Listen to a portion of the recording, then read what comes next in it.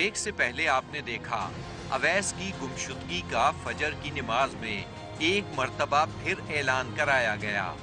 इस ऐलान के नतीजे में अवैस के दादा को एक मोहल्लेदार ने इत्तला दी कि उसके जेरे तामीर मकान में एक बच्चे की कंबल में लिपटी लाश पड़ी है।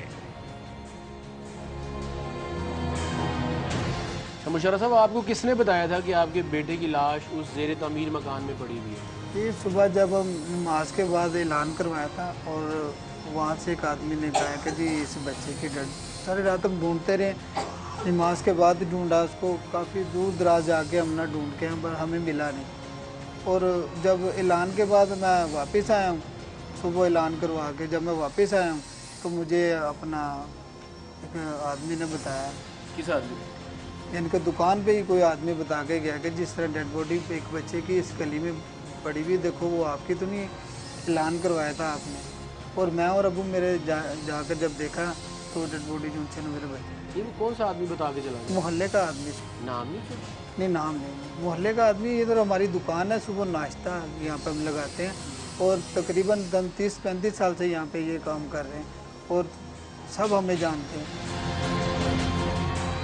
उस रोज दुकान पर आकर अपने जेर तामीर मकान में एक लाश के बारे इत्तला देने वाले शख्स का नाम था अब्दुल अलीम।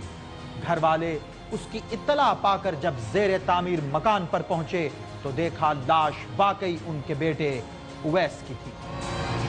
कहाँ ले जाके उन्होंने कत्ल किया? यहाँ पे गली में, ये डिलीशिया बेकरी है ना, उसके साथ गली है, उसके अंदर मकान बन रहा था, वहाँ पे ले जाके। और लाइट भी उस वक्त बहुत जा रही थी और मैं कह रही कोई जगह नहीं हमने छोड़ी। सारी रात हम पागलों की तरह फिरते रहे, आवाज़ें देते रहे, अवैस अवैस खुदा के लिए सामने आ जा। इतनी देर तो बेटा तो कभी भी नहीं बाहर रहा, आज क्या हुआ है तुझे? सारी रात हम पागलों की तरह उससे आवाज़ें देते रहे, मगर जब बच्चा हमारा मिला, इतनी बुरी उसकी हालत देख के मुझे खौफ आ रहा था कि ये मेरा बच्चा है। बिल्कुल सही सलामत घर से निकला, कुछ भी नहीं हुआ था उसे, बस पता नहीं ईद ही भारी हमारे साथ पर आ गई।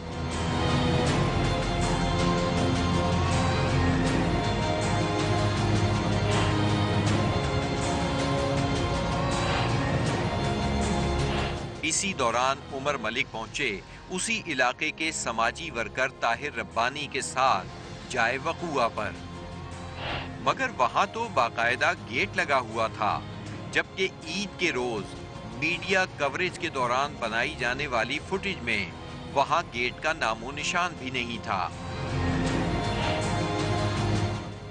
ये कैसे मुमकिन है कि ये तंग गली है और इतने लोग हैं, जैसे हम अभी आए हैं तो इतने लोग यहाँ पे इकट्ठे हो गए हैं, तो ये कैसे कि वो बच्चे को लेके यहाँ पे ज़्यादती का निशाना बनाया और बड़ी बेरहमी से कत्ल कर दिया?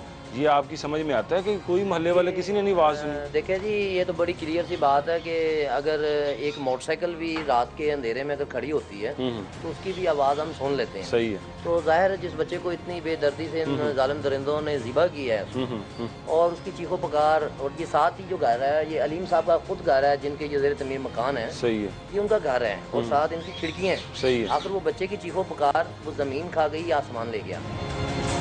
एसआईडी टीम के जाए वक़ुआ पर पहुंचने और ऐनी शाहिद अब्दुल अलीम के वहां से गायब होने ने उमर मलिक को शक में मुब्तला कर दिया। बिल्कुल साथ के घर में रहने वाला अब्दुल अलीम क्यों वहां से गायब हुआ? पुलिस ने उसे शामिल तफ्तीश क्यों न किया? ये पहला वाकया है नशात कॉलोनी में, हिस्ट्री में कभी ऐसा वाकया नहीं हुआ और इसके लिए तो मेरा ख्याल है कि सबसे बड़ी पेन इन्हीं के लिए थी कि इनको सोचना चाहिए था कि हमारे ज़ेर तमीर मकान में ये एक सिलसिला हुआ है। अच्छा, ठीक है। उसके बाद इस तरह की सोच रखनी कि जी मैं आ रहा हूँ और मीडिया से ग्रेस करना, क्यों भाई? अच्छा, हमें ये पता चला कि इस गली में कुछ दिन पहले जब ये वाकया हुआ किसी घर के बाहर कैमरा भी लगा हुआ था। वो किसका घर था और अब वो कहाँ है कैमरा? अभी तो वो कोई भी चीज़ बताने को तैयार नहीं है, कोई शख्स इस चीज़ को, वो कैमरा किसके घर का था। अच्छा, तो मे भी कि यही होगा कि उसके बाद या तो रिकॉर्डिंग है और डर के मारे जो है खौफजदा होने के बावजूद उसने ये काम ऐसा कि कैमरा गायब कर दिया, जबकि ये तस्दीक हुई है कि इस गली में कैमरा था।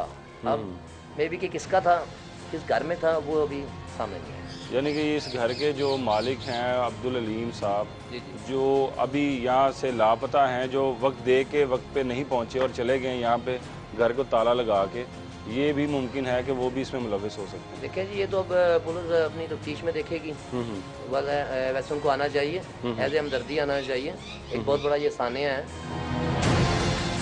उधर अपने घर में मौजूद मकतूल अवैस के वालिद मिर्जा मुशर्रफ ने अली ख्वाजा के एक सवाल के जवाब में कहा, जहाँ आपके बेटे की लाश पड़ी थी, जब आप वहाँ और आपके वालिद साहब पहुँचे जी, तो आपका बेटा किस हालत में था? उसने वही कपड़े पहने हुए थे जो घूमते वक्त पहने हुए थे उसने? जी सर, जो उनसे मदनी वाले पहनते हैं ना, दावत इस्लामी वाले सफ़ेद कपड़े, वो उसने पहने हुए थे। आप उनका लिबास देखो ना, उनका गेटअप देखो कि उनकी यहाँ पे 2 जेबें, तो उन्हीं कपड़ों में था वो? उन्हीं कपड़ों में था। हम कपड़े उसको उतारते नहीं थे। नहीं तो उन्होंने कातिलों ने कपड़े उसके कोई नहीं उतारे थे? नहीं।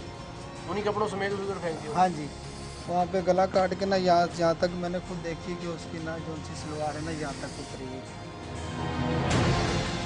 ये हैं एएसपी अदील हुसैन चांडियो, जो पहुंचे थे उस रोज जाए वकुआ पर।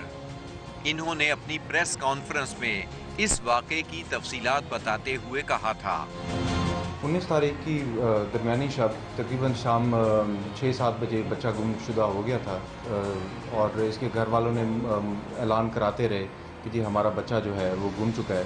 तकरीबन सुबह ईद वाली मॉर्निंग जो है, नमाज से पहले एक घर जो कि गली के अंदर ही था, जो कि अंडर कंस्ट्रक्शन था, वहाँ से बच्चे की लाश मिली और ये कंबल के अंदर लिपटी हुई थी और गला बच्चे का काटा गया था। थाना जुनूबी छावनी की पुलिस के लिए ये केस एक चैलेंज बन चुका था। पुलिस ने उस रोज मिलने वाले कंबल को, जिसमें लाश को लपेटकर फेंका गया था, अपने कब्जे में लेकर इलाके की दुकानों के सामने रख दिया ताकि उस कंबल के मालिक का पता चलाया जा सके। इस तरह पुलिस को मुल्जिमान तक पहुंचने में मदद मिल सकती थी। वहां पर लोग आते रहे और पुलिस की मौजूदगी में कंबल को देखते रहे, मगर ट्रेस ना हो सका कि कंबल का मालिक कौन है। उसी रोज वहां पर अवैस का चचा अनीस उर्फ तोती भी उस कंबल की शिनाख्त के लिए आया। उसने कंबल को देखा और फिर उसे सूंघना शुरू कर दिया। वहां पर मौजूद पुलिस एहलकारों ने इसकी वजह दरियाफ्त की तो अनीस ने बताया कि वो अपने सूंघने की तेज हिस की वजह से अंदाजा लगाने की कोशिश कर रहा है कि ये किसका हो सकता है। उसकी ये बात सुनकर वहां मौजूद पुलिस एहलकारों को उस पर शक गुजरा। उन्होंने अनीस को पकड़ा और तफ्तीश के लिए एक करीबी दुकान में ले गए। वहां पहुंचकर एक पुलिस एहलकार ने अनीस की पीठ में 2 मुक्के रसीद किए। यूं अनीस फौरन बोल पड़ा कि अवैस का कत्ल उसी ने किया है।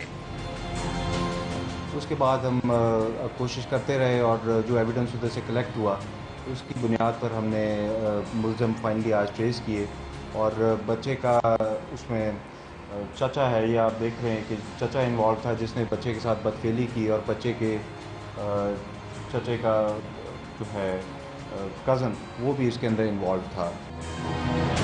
ये है प्रेस कॉन्फ्रेंस के दौरान एएसपी के दफ्तर में मौजूद वो दोनों मुल्जिमान जिन्होंने अवैस का न सिर्फ कत्ल किया बल्कि कत्ल करने से पहले दोनों ने उसके साथ बदफेली भी की और तशद्दुद का निशाना भी बनाया। आपकी और अनीस की कोई दुश्मनी थी? कुछ भी नहीं, हमारी कोई दुश्मनी नहीं, उसके साथ कोई लेना नहीं कोई देना नहीं। वो वगैरह हमारे अब्बू के पास आता था, 5, 10, 50 जितना भी हो वो लेकर चला जाता था और कोई मसला नहीं था। ये मकान भी जो था ना ये भी हमारा किराए का। नहीं तो जो अवैस का कातिल है आपका सगा भाई अनीस, उसकी शादी हुई भी है? हाँ जी शादी हुई। बच्चे हैं उसके? नहीं जी बच्चे नहीं हैं। तो मतलब उसने कितने साल हो गए उसकी शादी को? 4 साल हो गए। तो कहीं उसने इसी मतलब कोई नफसियाती मर्ज का शिकार हो गए तो नहीं किया कि उसके यहाँ औलाद नहीं है और आपके बच्चों से उसको कोई मसला हो गया हो? सकता है सर जिस तरह हुआ हो, तो कह थोड़ी सकते हैं कि अब इतना दरिंदगी के उसने काम किया है, क्या कर सकते हैं हम उसका। जब हमारा बच्चा ही शहीद हो गया तो क्या कहना, कुछ नहीं कह सकते। क्या वजह थी? कोई लड़ाई झगड़ा था? आपका देवर था, आपके हस्बैंड? लड़ाई झगड़ा किस घर में नहीं होता, लड़ाई झगड़ा होता है, हर बहन भाई आपस में झगड़ पड़ते हैं, देवर नम जो हो जाती है लड़ाई से। लड़ाई हमारे साथ होती है, हमारे बच्चे का क्या कसूर था? इतना मैं कह रही सीधा साधा बच्चा, इसलिए ये उसके साथ होता को होशियार चला तो उसकी जान बच जाती। अच्छा, ये किस वक्त आपके बच्चे को वो उठा के लेके गए थे और क्या कह के लेके चले गए थे बच्चे को? वो पर लेने गया, उसी के साथ ही था मेरा देवर। ये जहाँ से वो चीज़ लेने गया ना, वो बता रहे कि एक आदमी था इसके साथ क्लीन शे वाला, तो मैंने कहा वो मेरा देवर ही था जब उन्होंने बताया। तो हमारे तो जेहन में नहीं, अब बाद में पता चला कि वो मेरे देवर ने किया। उस वक्त तो मुझे यकीन ही नहीं आ रहा था कभी वो भी ऐसे कर सकते हैं। जब मैं ब्याह कही थी ये छोटे छोटे थे सारे, तो जब मैं अब इनकी बीवियां भी मैं ब्याह कर लाई हूँ, अब आके इन्होंने मेरे बच्चे के साथ किया तो कैसे यकीन हो सकता है कभी ये भी ऐसे कर सकते हैं? वो भी सगा रिश्ता, सगा इसका चाचा, मेरा बड़ा बेटा वो भी तक नहीं माना कि मम्मा ऐसे नहीं हो सकता, हमारा चाची नहीं कोई और ही है। उमर मलिक और अली ख्वाजा दोनों मुल्जिमान से मुलाकात के लिए पहुंचे थाना जुनूबी छावनी, जहां मुल्जिमान को जेरे हिरासत रखा गया था। वहां उनकी मुलाकात हुई इस केस के तफ्तीशी से, जिसने उन्हें ताज़ा तरीन सूरत हाल से आगाह किया। वहीं पर दोनों SID टीम मेंबरान की हवालात में बंद मुल्जिमान से मुलाकात कराई गई, मगर उन दोनों के चेहरों पर कोई पशेमानी नजर आई, न शर्मिंदगी। क्या नाम है आपका? अनीस। अवैस के क्या लगते हैं आप? मेरा भतीजा। भतीजा है आपका? आपने क्या किया उसके साथ जो आप इस वक्त हवालात में बंद हैं? बस नशे की हाथ में था। अच्छा, तो इसलिए मैंने उसको नशे की हाथ में ना उसको ज़िबा कर दिया। क्यों ज़िबा को किया? क्या किया था आपने? कुछ भी नहीं किया था उसके साथ, तो बस गुस्से के आगे नशे की हाथ में ना मैं। किस चीज़ का गुस्सा था आपको? बस इंसान के अंदर गुस्सा चढ़ गया था। नहीं, आप नशे की हालत में थे तो आप उसे प्लान करके पहले लेके गए हैं, उसे फिराते रहे हैं, ठीक है? चांद रात थी उस दिन, आपने उसे खिलाया पिलाया, फिर अपने इसको बिलाल को साथ ले जाके फिर आपने उससे बदफेली की है, नहीं की आपने उसके साथ ज्यादती की थी। तो भी आप कह रहे हैं नशे की हालत में था, तो उससे पहले भी नशे की हालत, प्लानिंग के लिए आपका दिमाग ठीक काम कर रहा था? जवाब देना मेरे सवाल का। हाँ, वो प्लानिंग के साथ इतना प्लानिंग तो नहीं बनाई थी। अच्छा, बस उसको खरा के हम लेके हैं। कहाँ लेके गए थे उसे? बस ये कीड़ों में भट्टा चौक आ रहा था। नहीं तो उसके साथ आपने ज्यादती कहाँ की है? वो नाले वाली साइड थी। चांद रात को रास्ते में मिलने वाला यही अवैस का चचा अनीस था, जो उसे रिक्शे में बिठाकर ले गया था। अपने भतीजे अवैस को घुमाने के बहाने रिक्शे में बिठाकर अनीस उसी इलाके में मौजूद बिलाल की दुकान पर पहुंचा, जिसकी मुर्गियों के गोश्त की दुकान थी। उसने अवैस को रिक्शे में बैठे रहने का कहा, जबकि खुद उतरकर बिलाल की दुकान में चला गया। वहां कुछ देर बिलाल से बात करने के बाद उसने बिलाल को भी साथ चलने का कहा। बिलाल ने वजह पूछी तो उसने बताया कि रिक्शे में उसका भतीजा अवैस मौजूद है, जिसे वो आज घुमाना फिराना और मजा चखाना चाहता है। अनीस ने बिलाल को छुरी साथ रखने का मशवरा दिया। बिलाल, जिसकी दुकान पर मुर्गियां और गोश्त चांद रात होने की वजह से खत्म हो चुका था, खुद भी दुकान बंद करना चाहता था।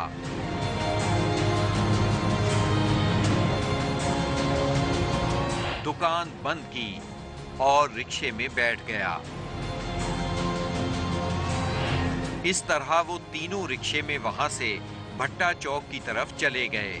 वो काफी देर तक वहां किसी ऐसी जगह की तलाश में रहे जहां अवैस के साथ ज्यादती करने के बाद उसे कत्ल करके ठिकाने लगा सकते, मगर उन्हें वहां मौका न मिल सका।